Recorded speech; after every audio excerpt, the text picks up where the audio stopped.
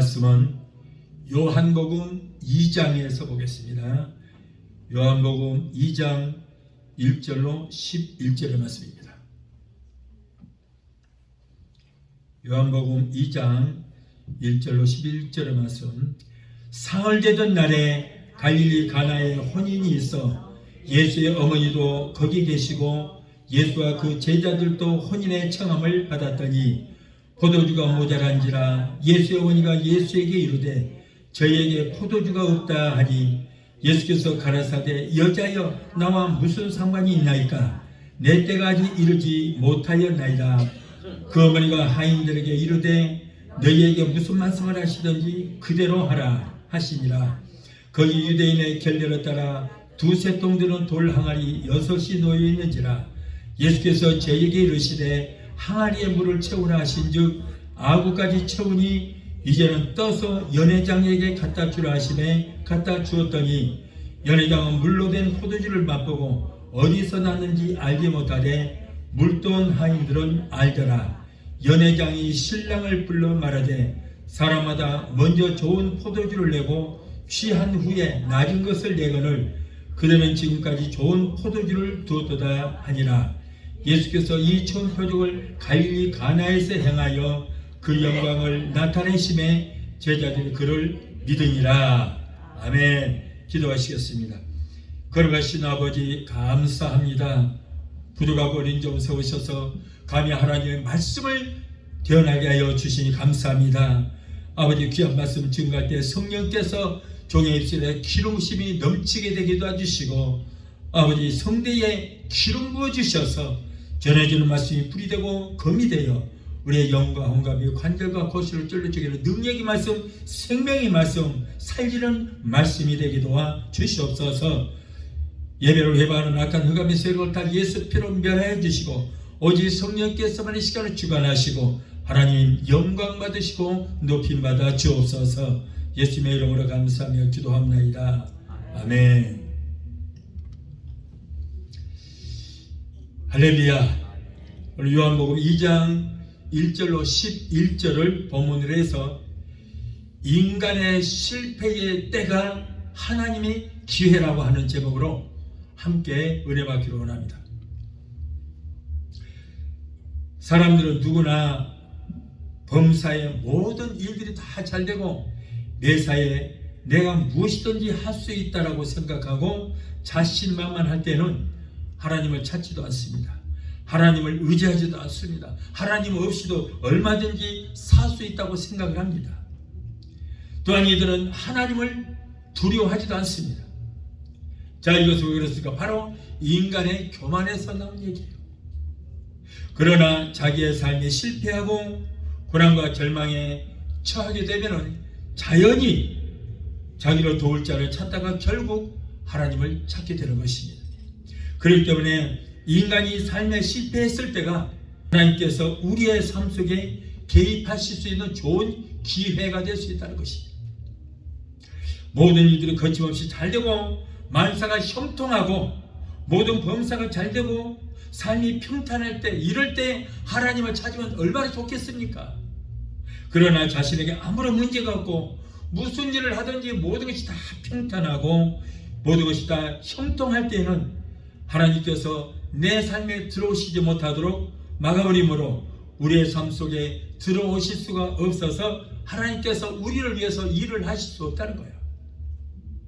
우리에게 문제와 폭풍과 몰아쳐 도저히 나의 힘으로 헤쳐나갈 수 없을 때 그때야 인간은 오직 하나님을 의지할 수밖에 없는 것입니다. 그러므로 여러분 성경에 보니까 그러므로 고난이 내게 유익이라 그랬어요. 그래서 고난이 유익이에요. 이 고난을 통해서 내가 하나님을 찾게 되고 하나님을 만날 수 있는 기회가 되기 때문인 것입니다. 하나님께서는 인간이 실망하여 하나님 나는 이제 더 이상 할 수 없습니다.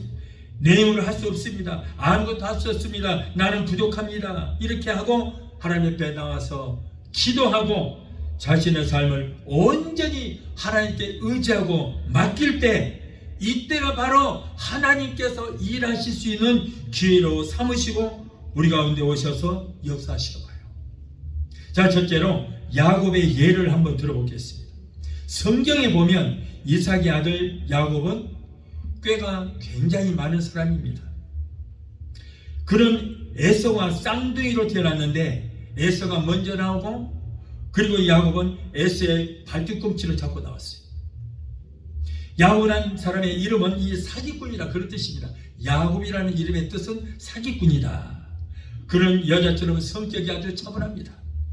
그래서 부엌에서 어머니 하는 일을 많이 도왔고 형 에서는 성격이 사납고 활발하여 산으로 둘러 뛰어다니면서 짐승을 잡아서 맛있는 요리를 만들어서 아버지를 항상 봉양하고 아버지를 기쁘게 해드렸습니다.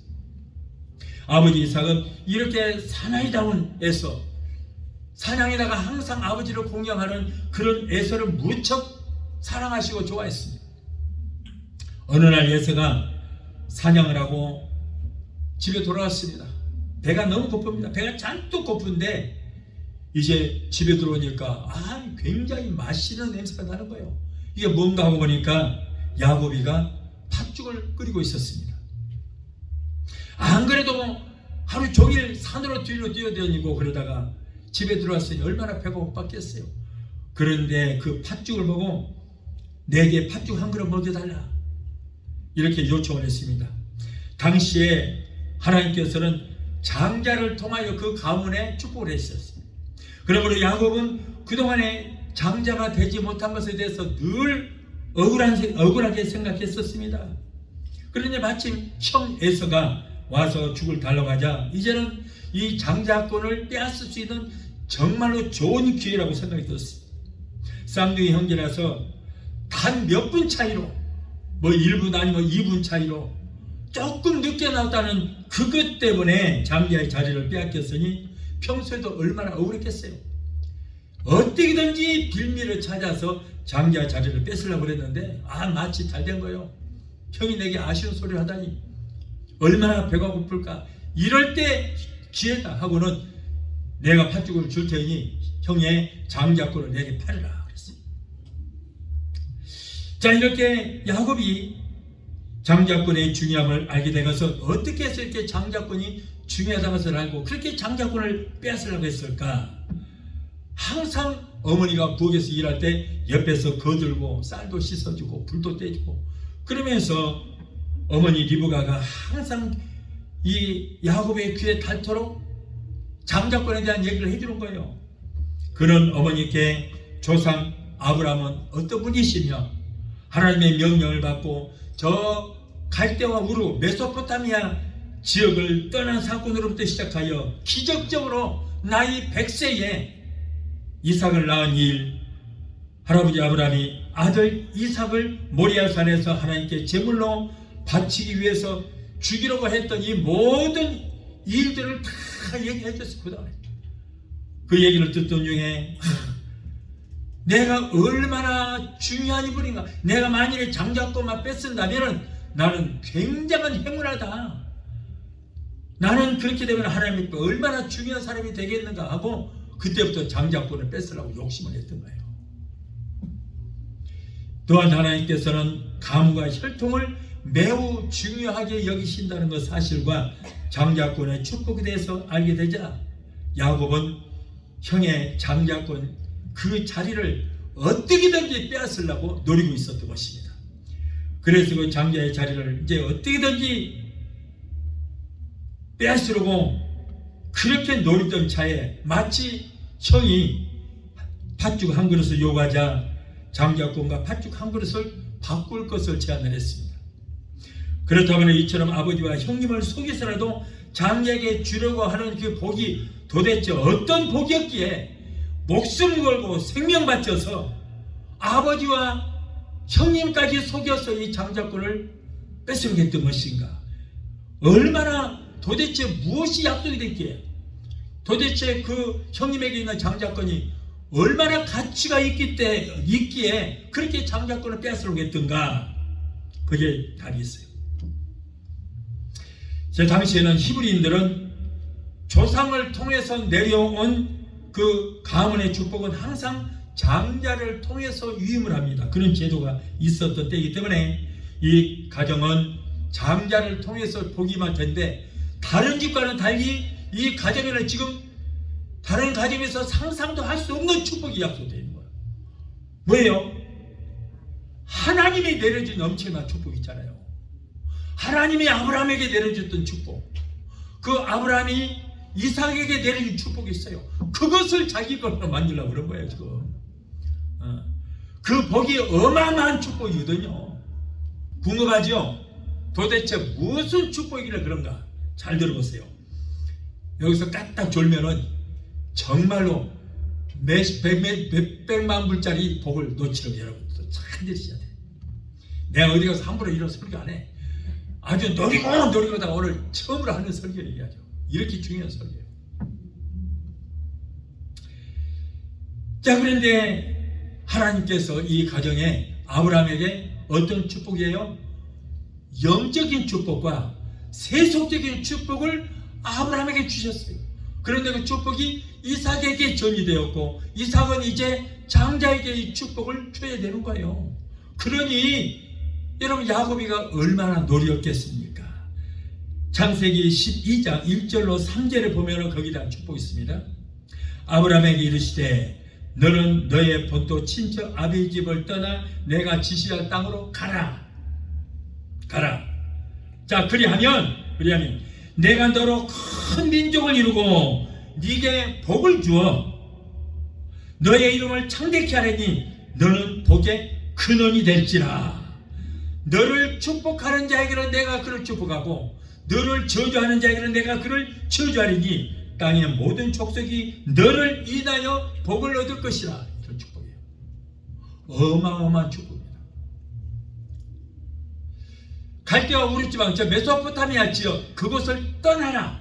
너를 통해서 앞으로 이스라엘 한 민족을 이룰 것이다. 그러므로 네가 지금 살고 있는 이 지역은 바로 우상을 섬기는 지역이기 때문에 이곳에 있으면 안 된다. 내가 너를 쓸 것이니 그 우상 섬기는 그곳을 떠나라 그런 거예요. 모든 아비와 친척을 다 버리고 떠나라. 왜? 그들도 모두가 우상이 다 잡혀있기 때문에 너를 특별히 쓸 것이니 메소포타미아 지역을 떠나서 내가 지시할 땅으로 피신하라. 자, 그리하면 내가 너로 큰 민족을 이루게 하고 너에게 복을 주어 너의 이름이 창대케 되리라. 자, 그러다 보니까 지금까지도 그 이름이 창대케 되는 거예요. 그리고 너로 큰 민족을 이루고, 자, 이스라엘 민족을 이뤘잖아요. 그리고 너를 축복하는 자, 너는 복의 근원이 될 것이다. 너로 인해서 모든 사람이 복을 받을 것이다. 복의 근원이 된다. 그리고 너를 축복하는 자는 내가 그를 축복할 것이고 너를 저주하는 자는 내가 그를 저주하리라. 무시무시하다 어마어마한 축복이에요. 이것 때문에. 이 엄청난 복이 하나님께서 아브라함에게 갈대와 우르를 떠나기 전에 주셨던 이 말씀이에요.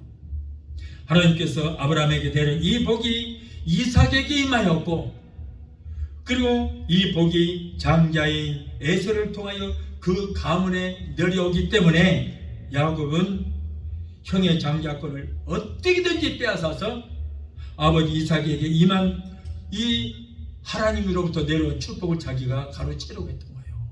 이렇게 야곱은 하나님 앞에서 혈통의 중요성과 장자의 명분이 얼마나 중요한가를 잘 알고 있었습니다. 그러나 에서는 하나님에 대한 두려움도 없었고요, 가족의 혈통에 대해서 전혀 관심이 없었어요. 하나님의 축복에 대해서 관심이 없었어요. 당장에 그에게 필요한 것은 뭐예요? 배가 고파 지금 죽겠으니 팥죽 한 그릇이 중요한 거야. 이 사람은 그런 축복 나에게 필요 없다. 그런 관심도 없다. 몰라, 나는 몰라 그런 거. 우선 배고프니 맛있던 팥죽이 한 그릇 달라. 그래서 바꿔버린 거예요. 욕구를 해소하기 위해서는 전통이나 특권쯤은 쉽게 내버릴 수 있는 것으로 여겼습니다. 그래서 결국에서는 장자의 명분을 하찮은 팥죽 한 그릇과 잠시 배 좀 불렸다 싸버리면 그만이 이 팥죽 한 그릇과 바꿔 먹어버렸어요. 참 기가 막히다. 나중에서 자기가 지금 얼마나 잘못했는가를 깨닫고 땅을 치고 통곡하며 후회했지만은 이미 팥죽 한 그릇을 먹어버린 이상 어떻게 하겠어요? 별 도움이 없습니다. 사실은 우리도 은연중에 잘못 판단하여 하나님이 주시는 축복을 팥죽 한 그릇과 같은 조그만 육신의 유익을 위해서 간단하게 팔아버릴 때가 얼마나 많은지 모릅니다. 세상적인 부귀와 명예, 권세 때문에, 육신의 정욕과 암흑의 정욕과 이 세상 자랑 때문에, 혹은 잠시 있다 사라질 물질 때문에 하나님께서 주시는 복을 팔아먹기도 하고, 자신의 교만이나 성급함 때문에 하나님께서 주시는 복을 마귀에게 팔아버릴 때가 얼마나 많은지 모릅니다. 우리가 눈에 보이는 복만 바라보고 선택했다가는 하나님의 주시는 영원한 복을 팔아버릴 그럴 때가 있습니다. 눈에 보이는 것 때문에, 우선 당장에 눈에 보이는 것 그것 때문에 저 위로부터 내려오는 영적인 복을 팔아버릴 때가 많다 그 말이에요. 이삭이 나이 들어 눈이 어두워 잘 보지를 못하자 맏아들 에서를 불러서 이제 내가 이 땅에 살면 얼마나 살겠느냐, 오늘 저녁이라도 밤새 안녕하셨느냐고, 갈 수 있다, 죽을 날이 멀지 않았으니 이제는 내가 너에게 마지막 부탁을 한다. 사냥을 하여 짐승을 잡아서 맛있는 요리를 만들어 가지고 내게 와서 나를 먹게 하면 내가 죽기 전에 저 우리의 조상 아브라함에게 내렸던 그 축복을 내가 이어받았는데 그 축복을 너에게 다 쏟아 부어 줄 것이니 내게 맛있는 음식을 먹게 하라. 죽기 전에 너를 마음껏 축복할 것이다 라고 했습니다. 이러한 사실을 아내 리브가가 들었어요. 아내 리브가가 듣고 야곱을 불렀습니다. 야, 큰일 났다. 아버지가 지금 에서를 지금 축복해 주러 간다. 근데 그 축복이 보통 축복이 아니다. 아브라함의 할아버지 아브라함에게 내리신 그 축복이다. 그 축복을 지금 에서에게 주려고 하니 네가 에서에게 줄 아버지의 축복을 가르쳐서 네가 받아야 된다. 그러므로 너는 염소 한 마리를 잡아다가 별미를 만들어서 아버지께 갖다 드려서 그것을 잡수시게 하라. 그러면 네가 그 축복을 네가 가르쳐야 된다. 야곱은 이때 털복숭이 에서처럼 온몸에 양을 잡아서 짐승의 털을 온몸에 붙이고 그리고는 떡과 별미를 만들어서 아버지께 딱 갖다 드렸습니다.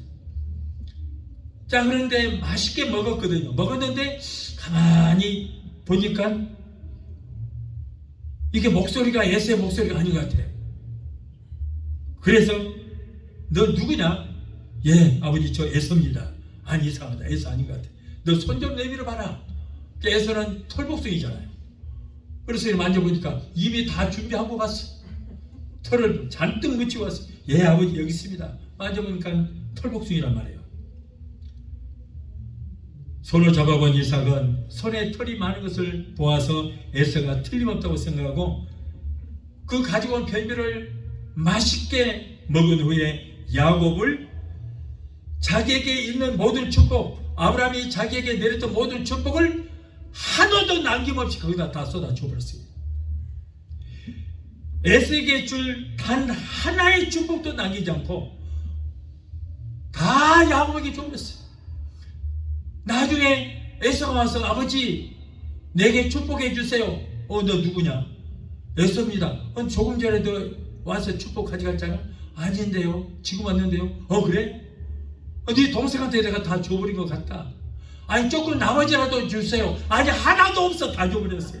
하나도 없어. 기가 막힌 거예요. 야곱이 받은 축복은 단지 아버지께 받은 축복이 아니라 하나님께서 아브라함에게 주셨던 그 축복, 아브라함에게 내려주시고 아브라함이 이삭에게 물려주셨던 그 엄청난 축복을 다 가로채버렸어요. 그러면 하나님께서 아브라함에게 내려주신 축복이 구체적으로 어떤 축복이었는가? 하나님이 아브라함에게 내려주신 축복이 어떤 축복이었는가? 돈도 진짜 아비 집을 떠나라. 그리고 내가 너에게 지시할 땅으로 가라. 이것이 전제 조건이었거든요. 자, 그리하면 내가 너로 큰 민족을 이루게 하고 내게 복을 주어 네 이름이 창대케 되리라. 여러분, 이스라엘 나라가 바로 야곱의 이름이에요. 원래 야곱이었는데 하나님과 싸워서 그냥 밤새 씨름을 했어요. 하나님이 졌어요. 진 것이 아니고 져준 거야. 져준 거. 하도 불쌍하니까. 자, 그래서 그의 이름이 이스라엘 됐잖아요. 오늘날 저 이스라엘 민족이 누구예요? 야곱의 이름이죠. 야곱의 후손들이에요. 큰 민족을 이뤘어요. 그리고 여러분, 야곱이라는 이름이 이스라엘. 보세요. 모든 사람들이 이스라엘을 나라를 부를 때 야곱의 이름 부르잖아요. 이스라엘. 저 이스라엘 누구라고요? 야곱이라고 해요. 그리고 너는 복의 근원이 될지라. 모든 믿는 사람들의 복이 아브라함을 통해서 나오는 거예요. 저와 여러분들도 누구의 백성이에요? 아브라함의 후손들이에요. 아브라함은 우리의 믿음의 조상이에요. 그 영적인 축복이 아브라함을 통해서 우리가 온다 그 말이에요. 복의 근원이 될지라. 그래서 여러분, 저와 여러분들도 복의 근원이 된 줄 믿습니다. 저와 여러분도 복의 근원이 된 거예요. 왜? 아브라함의 자손들이기 때문에. 그래서 여러분의 손으로 하는 모든 일들이 다 잘되는 역사가 일어납니다. 여러분의 발걸음이 닿는 곳곳마다 여러분 복이 마게 되는 것입니다. 여러분을 통해서 여러분들이 직장에 나가면은 그 직장이 여러분 때문에 복을 받는 거예요. 여러분 때문에. 그래서 여러분 보너스 도 좀 두둑이 받으시고 안 되는 직장 들어가 보세요. 여러분이 들어가면 그냥 다 잘되는 역사가 일어나니까. 왜? 여러분들은 복의 근원이 되기 때문에요.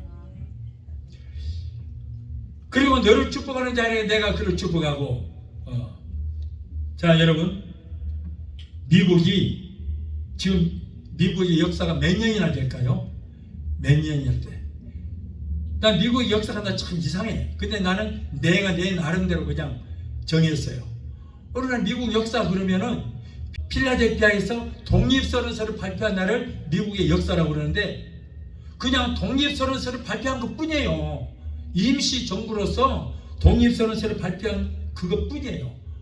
그렇다고 해서 뭐 독립이 됐습니까? 안 됐거든요. 안 됐어. 자, 그런데 진짜 독립은 뭐냐면 1781년에 미국이 영국에 가서 독립 승인서를 받아냈어요. 언제? 81년에. 그렇다고 그것이 미국의 기원이 되는 것이 아니에요. 미국 건국할 때가 바로 미국의 역사인 거예요.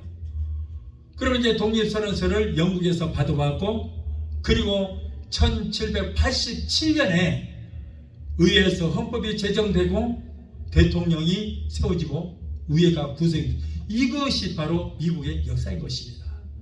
1787년에. 자, 그러다 보니까 올해가 238년밖에 안 돼요. 정말로. 우리 한국의 2조 때 그 정도밖에 안 돼. 자, 그런데 이렇게 역사도 없는 나라가 세계 최고의 나라, 가장 힘 있는 나라가 돼. 요번에 보세요. 어디 가면 트럼프가 말을 한마디 하니까 온 세계가 뒤집어져 있어. 저 중동에 가니까 보잉 747 어마어마한 큰 비행기를 선물로 주잖아요. 무슨 초콜릿 한 상자 뭐 선물로 주듯이 비행기를 그냥 자가용 비행기로 써. 그 정도 파워가 있어요.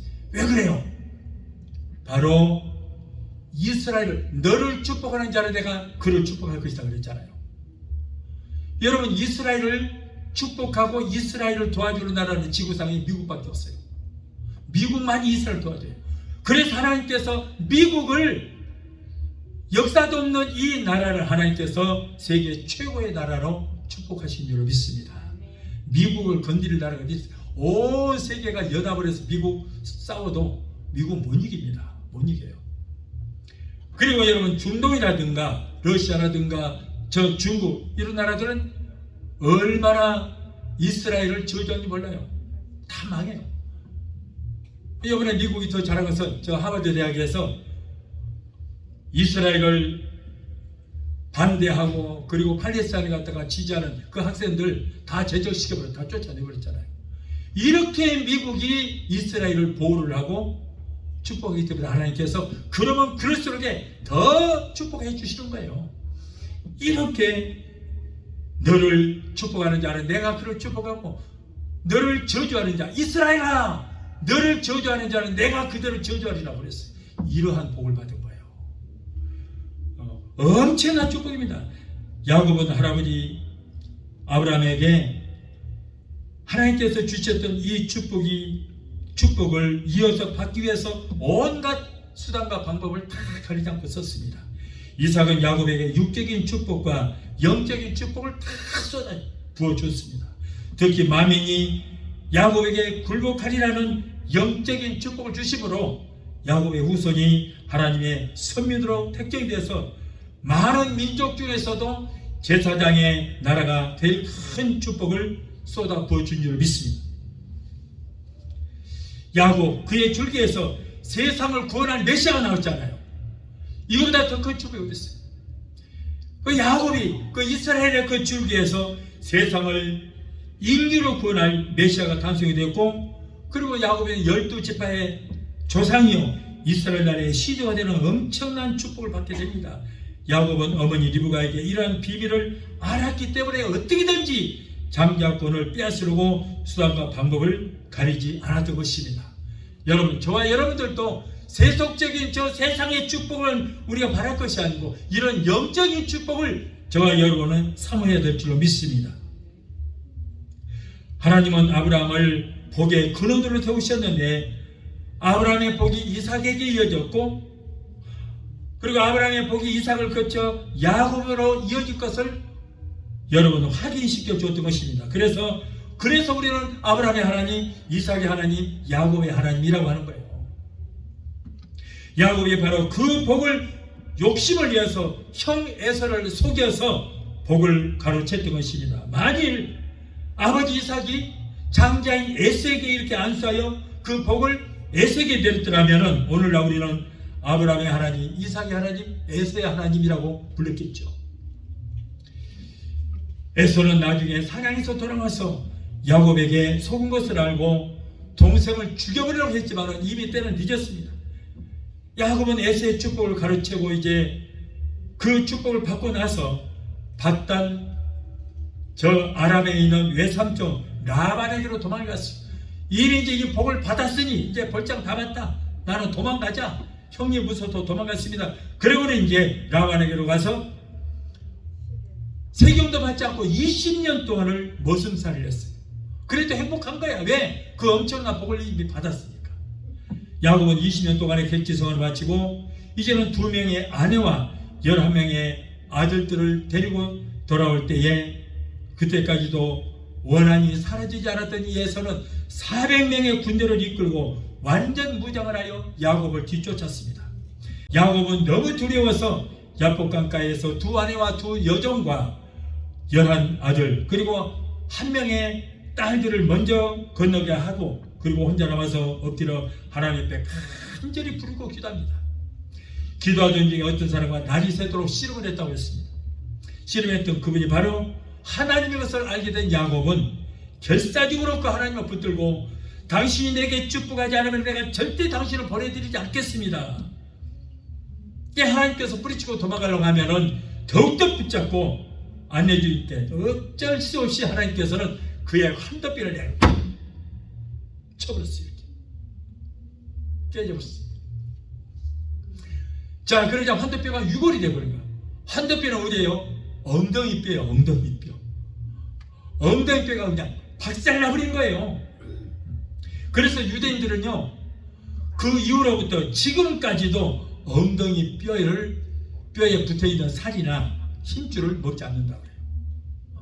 자기의 조상이 환도뼈가 엉덩이뼈가 부서졌기 때문에 그걸 생각해서 그런 것을 먹지 않는다, 그런 말이 있습니다. 이제는 형이 와도 도망칠 수 없다는 것을 깨닫게 되자 이제는 자, 그렇게 당당했던 그 야곱이가 그렇게 사기치고 겁병을 했던 그 야곱이가 이제는 형님이 자기를 잡아서 죽이려고 하자 그때서 이제는 온전히 하나님만 의지해야만 자기가 살 수 있다는 것을 깨닫게 되었어요. 야곱이 자신의 환도뼈를 부르던 사람에게 당신이 내게 축복하지 않으면 내가 당신을 절대 찾지도 않고 가까이 하지 않겠다. 이때 그 사람은 야곱에게 이스라엘이라는 이름을 지어줬습니다. 그 사람이 누구라고요? 하나님이 그랬다는 거예요. 이 말은 뭐냐? 이스라엘이라는 뜻은 뭐냐면 하나님과 겨뤄서 이겼다는 거예요. 야곱이는 뭐라고요? 사기꾼이다. 사기꾼. 그러나 이스라엘, 하나님과 겨뤄서 싸워서 이겼다라고 해서 이스라엘로 줬습니다. 여러분, 항상 하나님께서는 복을 주시기 전에 이름부터 꼭 바꿔주시더라고. 이름부터 바꿔주시고. 그래서 아브람도 아브람을 아브라함으로 바꿔주셨잖아요. 요셉을 이스라엘로 바꿔주신 거예요. 사기꾼한테 하나님께서 복을 주시겠어요? 그러니까 이름을 바꿔버려요. 그리고 사울도 하나님께서 쓰시기 위해서 바울로 바꿔주시고, 시몬이라는 사람도 베드로로 바꿔주시고요. 그 외에도 사례도 사라로 바꿔줬습니다.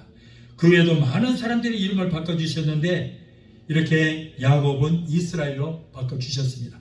자, 둘째로 야곱은 자아가 이제 완전히 깨어지고 말았습니다. 야곱은 다음날 아침에 야복강을 건널 때 보니까 자기 몸은 다 여기저기 찢기고 핥히고 환도뼈는 부러지고 피투성이가 돼갖고 이제 쩔뚝쩔뚝하고 마치 그 모습 보니까 패배자처럼 보이는 거예요. 그러나 그런 어제의 사기꾼인 야곱이가 아니었습니다. 지금은 어떤 사람이가 감히 하나님과 싸워서 이긴 사람이 된 거예요. 감히 전뚝발이가 아니에요. 이제는 사기꾼이 아니에요. 하나님과 싸워서 이긴 이스라엘이 된 거예요. 이제는 자신의 지혜나 지식이나 경험이나 자신의 노력을 의지하지 않고 자신의 모든 것을 다 하나님께 내어놓고 오직 주님의 뜻대로 살겠다고 자신을 맡기는 그런 사람이 되었던 것입니다. 과거의 꿈과 계획은 다 사라지고 하나님만 믿고 의지하며 뜻과 섭리에 따라서 말씀 따라 살겠다고 다짐을 하게 되었고, 하나님의 중심의 새로운 꿈과 비전이 그에게 펼쳐지기 시작합니다. 야곱은 이제 비록 다리는 쩔뚝거리는 불구자가 되었지만은 하나님과 함께하는, 이제는 자기 혼자 가는 인생이 아니에요. 하나님과 동행하는, 하나님과 함께하는 삶이 되었다는 거예요.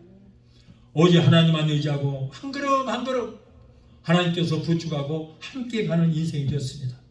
오늘날도 하나님께서 쓰시고자 하는 사람은 여러분 그대로 놔두질 않습니다.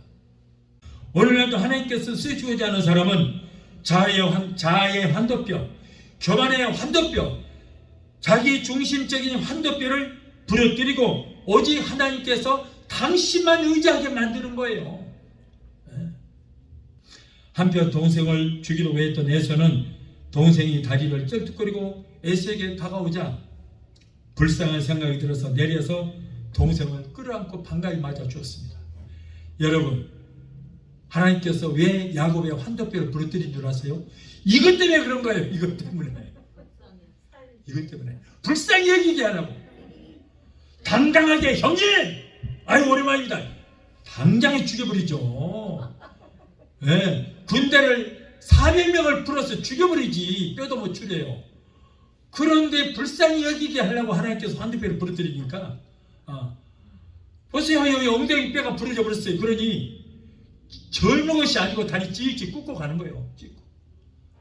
밤새 또 하나님과 싸웠으니 피투성이는 되고 엄마 지창 됐잖아요. 잠도 못 자고. 그러니 형님이 봤을 때 얼마나 불쌍한 마음이 들었겠어요. 그래서 말을 타고 400여 군대를 이끌고 죽이겠다고 쫓아오다가 저기서 어떤 사람이 쩔뚝 다리를 진지 끌고 오는데 가까이 와서 보니까 자기 동생이 그 모양 하고 있는 거예요. 야 이놈아 이 꼴 되려고 나를 속이고 도망갔냐 그러더니 말에서 내려서 끌어안고 한참 울었던 거예요. 하나님께서 이렇게 불쌍히 여기로만 가볍게 하려고 환도뼈를 그냥 때려 부셔버렸던 거예요. 그리고는 이제 결국에는 400여 군사는 어떻게 됐냐? 야곱을 그 가족을 호위하는 경호부대가 되어버렸어요. 네. 이것이 바로 하나님께서 행하시는 역사인 것입니다. 하나님 하시는 거예요. 사람이 자신의 지혜와 경험과 능력을 의지할 때는 하나님께서 아무것도 하지 않습니다. 뒷짐만 지고 있어요. 그러나 인간 여러 가지 고난을 통하여 자아가 깨어지고 오직 하나님만 믿고 의지할 때에 그때가 하나님께서 나를 위해서 일하실 수 있는 가장 좋은 기회가 될 수 있다는 거예요. 왜냐하면 고난과 역경을 통하여 자신의 절망을 알고 연약함을 깨닫고 그때서 하나님 앞에 무릎 꿇고 나와서 주님만 의지할 수 있기 때문인 것입니다. 등 따시고 배부르고 아무런 문제 없을 때 하나님 앞에 안 나와요. 안 나와. 기도도 안 해. 엉뚱한 생각들만 하고 있고 다른 몸은 여기 와 있는데 생각은 외출 나가서 저기저기 돌아다니고 있어. 그리고 이제 축도할 때 그때서 얼른 돌아와서 정신을 차려. 그래갖고 하나님 언제 만나? 절대. 여러분, 그래서 제가 항상 우리가 정신을 바짝 차리고 집중해서 예배 드리자는 이유는 바로 그랬습니다. 그래서 하나님 앞에 무릎 꿇고 기도할 때 여러분의 어떤 문제든지 해결받게 될 줄 믿습니다. 저는 하나님께 너무나 많은 은혜를 받았고 체험을 했기 때문에 저는 확실하게 장담하고 여러분에게 당당하게 설교합니다. 나는 대충 설교 안 해요. 나는 왜냐하면 내가 경험한 것 아니면 저는 설교 안 합니다. 안 해요. 전부 나는 경험한 것만, 내가 직접 체험했던 것만 설교하는 거예요. 당당하게 합니다. 그래서 여기서 저는 자신있게 여러분에게 외치는 거예요.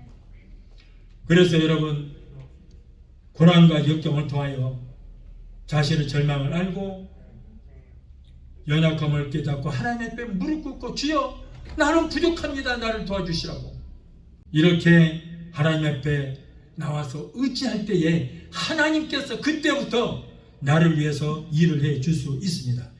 야곱은 언제나 하나님을 이용만 해먹었어요. 지금까지 자기의 필요에 따라서 하나님을 이용하는 그런 아주 나쁜 사람이었습니다. 그러나 야복강가에서 이렇게 하나님과 밤새도록 싸우면서 자아가 산산이 깨어지는 체험을 한 뒤에야 그때부터 하나님을 온전히 의지하고 자기 삶을 맡길 수가 있었던 것입니다.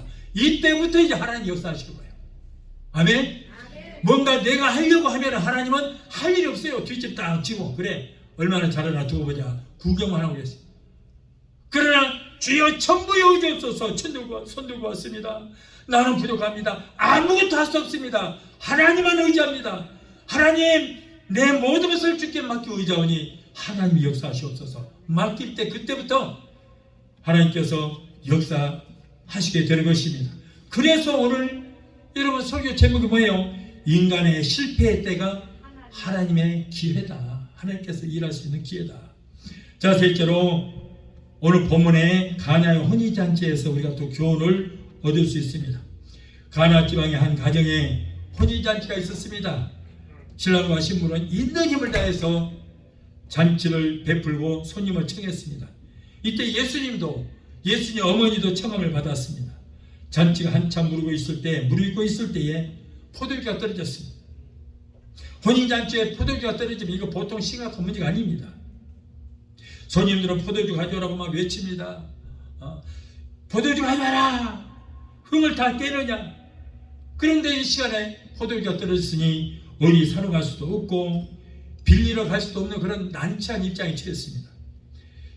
신랑과 신부 그의 가족들은 절망에 빠지게 됩니다. 이때 예수님 어머니 마리아가 절망에 처해 있을 때가, 인간의 실패의 때가, 절망에 처해 있을 때가 예수님께서 역사하실 때라는 것을 알고 예수님께 부탁합니다. 좀 도와줄 수 없느냐. 예수님께서는 여자여 이 일이 나와 무슨 상관이 있나이까. 내 때까지 이르지 못하였나이다. 아직은 내가 어떤 역사를 할 때가 아닙니다. 일을 할 때가 아닙니다. 그러나 마리아는 인간의 절망적인 그 순간에 기적을 행할 수 있다는 것을 알고 있기 때문에 그 집 하인을 불러서 자, 예수님께서 무슨 말씀을 하시든지 지시하는 대로 너는 순종만 하라.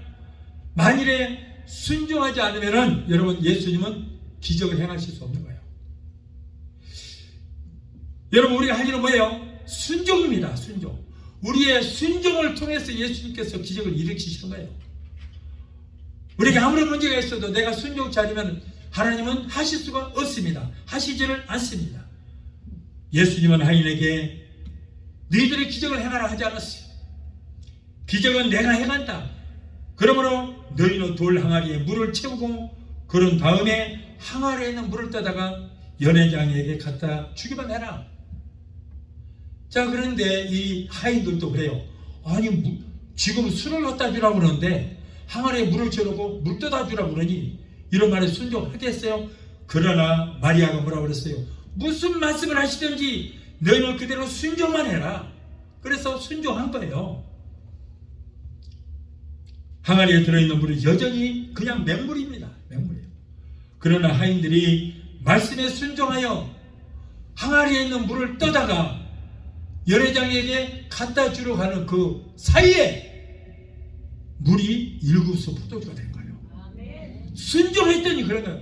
만일에 떠다 주지 않았다면 그런 역사는 안 일어나는데 순종하여 물을 떠다가 가지고 간 사이에 일급수 포도주가 된 거예요. 마지막 넷째로, 그러면 우리는 어떻게 살아야 될 것인가? 우리는 어떻게 해야 될 것인가? 세상 일에 빠져 하나님을 멀리하고 세속을 따라 흘러가지 않도록 우리는 해야 된다. 우리는 세속적인 삶에서 돌이켜 철저하게 회개해야 됩니다. 오늘날 많은 사람들이 만사에 자신만만하고 하나님의 도우심이 없어도 살 수 있다고 말합니다. 그래서 하나님께 도우심을 구하는 그런 기도도 하지 않습니다. 내가 하려고 합니다. 내 지혜로, 내 힘으로 무엇이든지 내가 하겠다고 합니다. 하나님이 할 일이 없어요. 여러분, 우리가 신을 왜 믿습니까? 내가 할 수 없으니까, 나는 연약하니까, 그래서 신을 믿고 신에게 의지를 하는 것입니다. 그런데 오늘날 많은 사람들이 자기가 하겠다는 거예요. 자기가 하겠다. 이런 사람은 절대 하나님의 도우심을 받지 못합니다. 교만과 악입으로 채워져 있으면 하나님께서 우리의 삶에 들어오실 수가 없습니다. 우리는 지극히 작은 문제라도, 지극히 소소한 문제라도 하나님께 기도하고 의지하고 그 결과를 하나님께 온전히 맡겨야 할 줄로 믿습니다. 작은 것에도 기도하세요. 작은 것에도. 물에 빠진 사람이 자기가 살겠다고 몸부림칠 때에는 그 사람은 절대 살릴 수 없어요. 그런 경우에는 구하려고 들어갔던 사람도 함께 빠져 죽습니다. 이 사람은 구하려고 들어가면요, 자꾸 자기를 구하려고 드는 사람은 막 머리를 붙잡거든요. 몸을 붙잡고 머리를 잡아. 그럼 물속에다 집어넣어버려요. 그냥 자기 살겠다고 딴 사람은, 자기를 구하는 사람은 물속에다 집어넣어버리다니까. 결국에는 둘이 다 죽어요. 그래서 이 사람을 구할 때는 이 사람이 힘이 빠져서 그냥 기진맥진해서 곧 죽겠다, 그럴 때 들어가는 거예요. 구하러. 힘이 빠져 있을 때, 완전히 그냥 기진맥진해서 혼미해 있을 때, 그때는 머리카락 하늘만 잡고도 잡아당겨도 쭉 따라와요. 온만 새끼손가락을 살짝 걸어서 그냥 끌어가도 쭉 따라와. 그렇지 않으면 이 사람이 힘이 있을 때는 같이 죽습니다. 절대 그렇게 하는 거 아니에요. 이럴 때 우리도 우리의 힘으로 해보겠다고 몸부리칠 때는 하나님께서는 아무런 기적도 일으키지 않습니다. 아무 일도 일어나지 않습니다. 우리가 깨어지고 하나님 앞에 자신의 잘못을 고백하고 모든 것을 의지하고 맡길 때에, 그때 하나님께서 우리를 용서하시고 성령을 통하여 우리를 도와주시고 기적을 일으켜 주신 줄로 믿습니다. 우리가 낭패를 당할 때에도, 아무리 어려운 일을 당했을 때도 낙심하지 말고 오직 하나님 중심적인 삶으로 우리는 돌아와야 하는 것입니다. 과거의 자기 중심적인 삶에서 우리는 회개해야 돼요. 단호하게 이제는 우리가 하나님 중심, 교회 중심, 말씀 중심으로 우리는 돌아와야 되는 것입니다. 또한 우리의 무력감을 깨닫고 하나님 앞에 고백하며 하나님의 도우심을 우리는 간절히 구해야 될 줄로 믿습니다. 하나님, 나는 지혜도 없습니다. 하나님, 내게는 지식도 없습니다. 총명도 없습니다. 재능도 없습니다. 나는 아무것도 할 수 없으니 연약한 나를 도와주시옵소서. 하나님, 나를 도와주시옵소서 하고 주님께 나와서 무릎 꿇고 간절히 하나님을 부를 때에 후회 주시고 꾸짖지 아니하시는 하나님께서 우리를 구하는 것보다 풍성하게 채워주시고 우리의 모든 문제를 해결해 주시게 될 줄로 믿습니다. 찬양 한구하시고 기도하시겠습니다.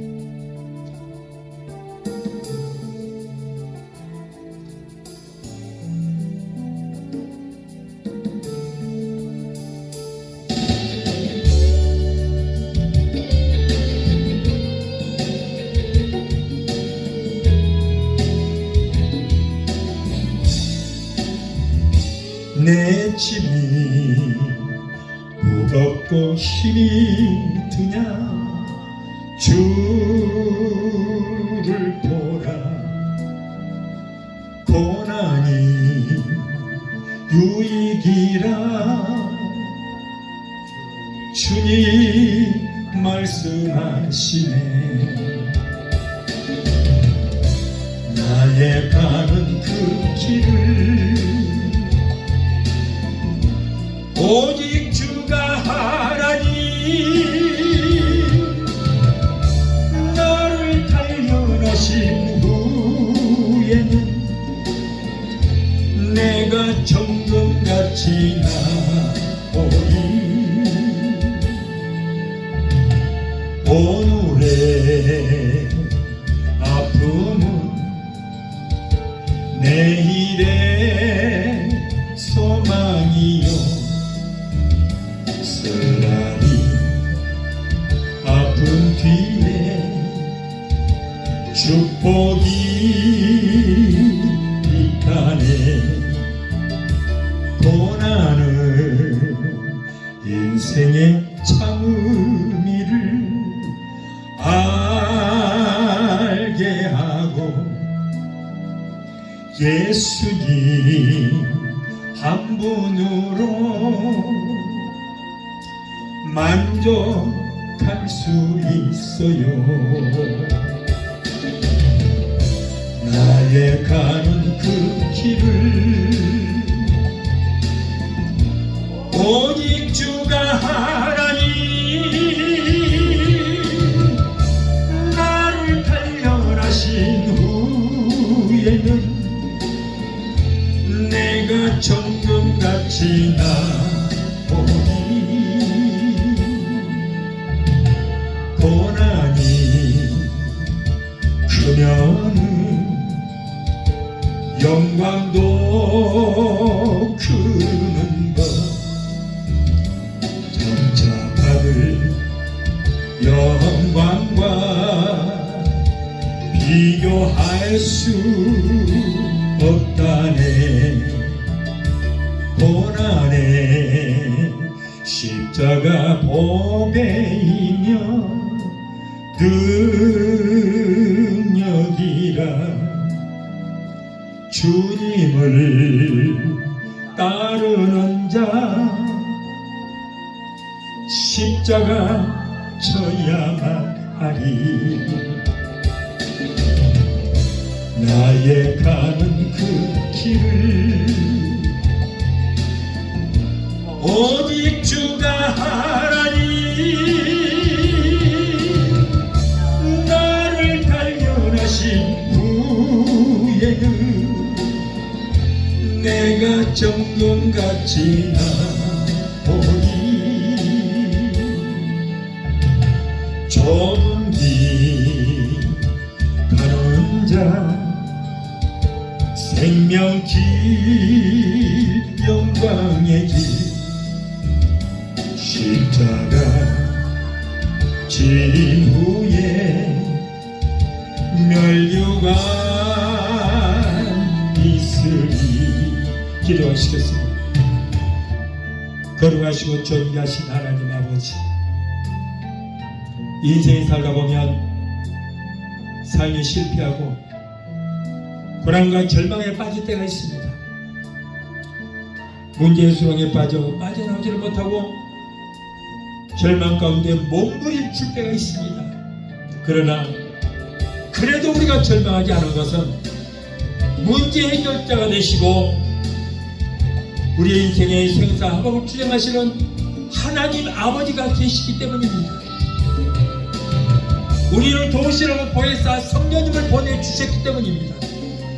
오늘도 구하오니 우리를 저 엄청난 위경에서 건져주시고 낭패와 실망에서 건져주시고 우리를 위로하여 주시옵소서. 우리를 도우사 모든 문제는 떠나가고 오늘 시간에 우리에게 기적의 역사가 일어나게 되게 도와 주시옵소서. 예수 이름으로 감사하며 기도하옵나이다. 아멘. 할렐루야.